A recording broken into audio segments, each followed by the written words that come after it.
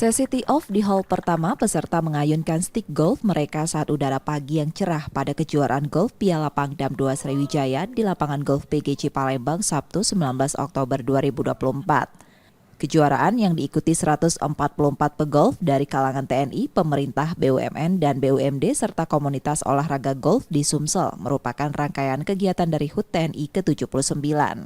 Pertandingan menggunakan sistem stroke play yang memberikan tantangan tersendiri pada peserta. Pangdam 2 Sriwijaya mengatakan kejuaraan merupakan salah satu bentuk kebersamaan TNI dan masyarakat.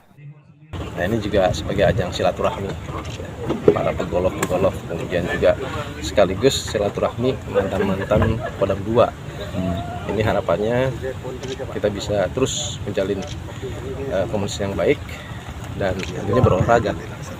Kejuaraan ini bukan hanya sekedar kompetisi olahraga, tetapi juga merupakan cerminan dari kebersamaan dan kekuatan TNI bersama masyarakat. Tim Liputan Kompas TV, Palembang, Sumatera Selatan.